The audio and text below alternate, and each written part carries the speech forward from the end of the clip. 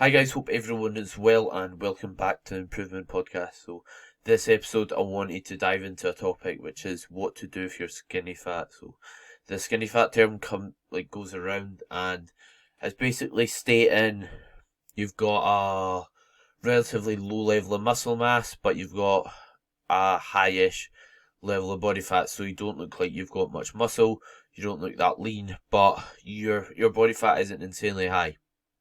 So you're in a sticky situation where you don't know if you should diet or if you should go into like a bulking phase, etc. So there's multiple things you can do if you believe you're in this position. So it's all dependent on just what phase you're in of your training, like how long you've trained for, which I'll touch on. So if you've just started training, when you just start training in the gym, you've got a you've got a great ability to change your body composition if you've just started in the gym. So what I mean by this is if you start the gym, your body fat's a wee bit high, but you're really, really new to weight training.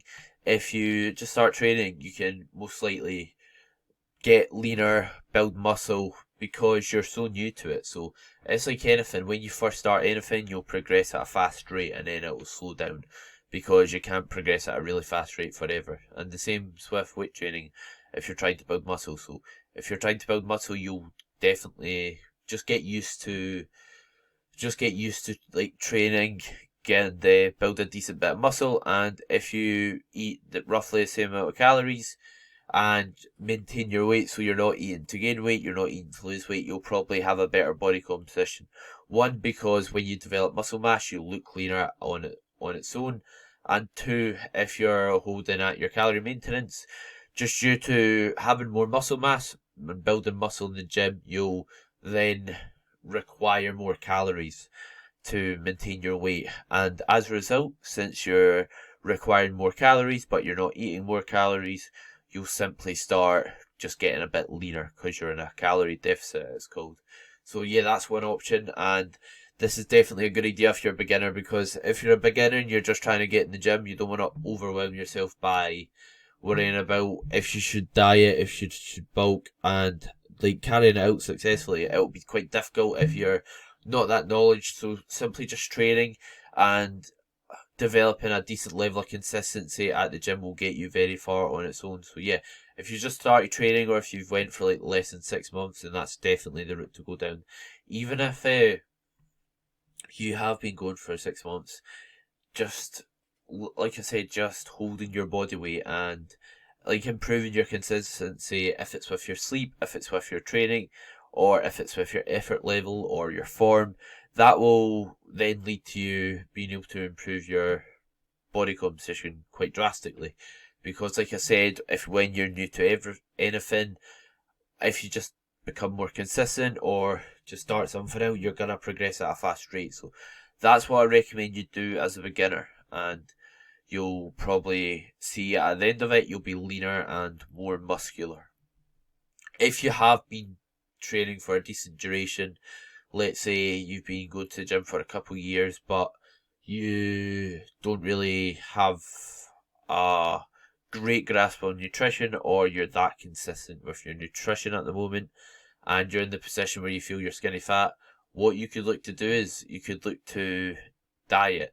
And the reason why the training duration makes a difference, so is how long you've been training for, is if you have been training for, let's say, 3 years, but not focusing that much on your nutrition, just knuckling down your nutrition, you will be able to make a decent bit of progress. But with training for a decent while, you're probably not gonna be at a stage where you can turn your body composition around and make drastic changes just sitting at a calorie maintenance, because like I said, the more you train in general, the slower the progress is. So if you become more consistent over that time, yes, then you may be able to make changes at a fast rate still.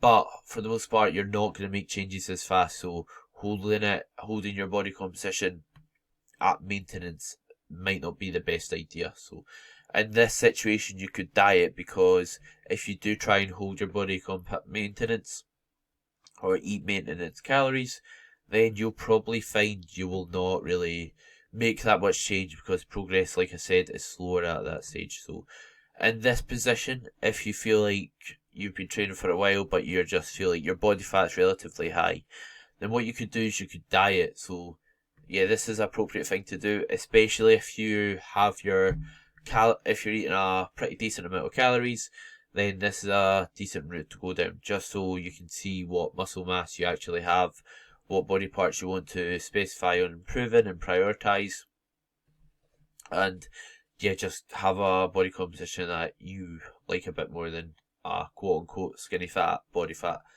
So next after that is muscle mass. Oh, if your muscle mass is really low, so what you could do if you're relatively new to training, or if you're new, oh, not even relatively, if you're new to training or been training a wee while and you think your body fat's really low, then what you could do if you're not insanely fat. So if you just think you're skinny fat, or if you just think you've got like a really lack of definition, but you're not overly fat, or you're not, yeah. If you don't think your body fat's that high, what you could potentially do is enter a calorie surplus or a bulking phase. So the benefit of doing this beforehand is if you've not got a lot of muscle mass and you don't have much like definition or that, then if you do try and do a diet, then you've not got much muscle mass to help you diet. So we know the more muscle mass you have, the easier it is to diet, because it's like having a bigger engine in your car.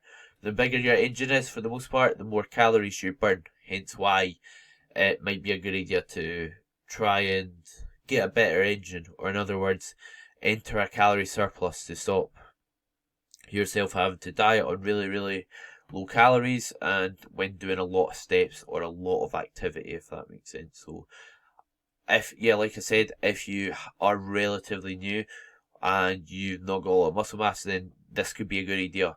And with being in a calorie surplus as well, what you could do is look to push your body weight up a wee bit, and yeah, just do a wee slow and steady bulk. And then at the end of it, you'll probably find that your calories are higher, so you've got a lot more room to push your calories down. For example, if you didn't, let's say before the diet you were eating 2,000 calories, that means in order to lose weight, you might have to drop to like 1,500 calories eventually during your diet. But let's say you entered like a surplus or a gaining phase, a bulking phase, whatever you want to call it, then what you could do is you could simply, once you've done your like gaining phase, or you've bulked for a decent duration and you feel like right, now's time to pull back, enter a diet, you could potentially be on, let's say, 2,500 calories, where you only have to drop to 2,200 calories to lose weight. So you see the difference there. That's you dieting on an extra 500 calories. And the benefit of this is you'll be able to eat more food while dieting, which might mean you'll maintain more muscle mass. You'll have more food in your diet, so you'll be less hungry. The diet will be more sustainable as a result.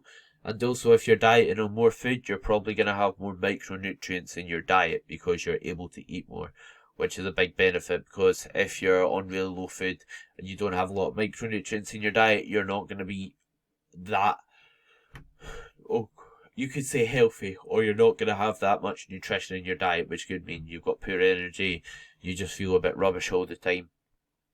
So yeah, it is just dependent on what phase you're currently in. So I'll just recap of what I believe you should do. So if you've just started training in the gym, don't worry about it. Just set up maintenance and just begin to train consistently, have good form, and learn how to train hard. And don't worry about bulking or cutting, just eat to fullness or maintenance. And if you have been training for a decent duration but you're still fat, or you think you're still fat, then you could potentially diet, because you're probably not going to have the ability to change your body composition an awful lot because you've already been training for some time. If your muscle mass you feel is really low, you don't have a lot of it, and your calories are not high, you can then go into a surplus if you don't think your body fat is that high. So hope this podcast helped anyone. If you are listening on like YouTube, please subscribe, like the video. If you're on Spotify, give me a follow. And if you're on Apple, I think it's Apple Music or Apple Podcasts, I'd appreciate a rating and review, and obviously give me a follow while you're at it if you did enjoy the podcast. So any questions or topics, as usual, just let me know and I'll be happy to cover them. And thank you very much for listening.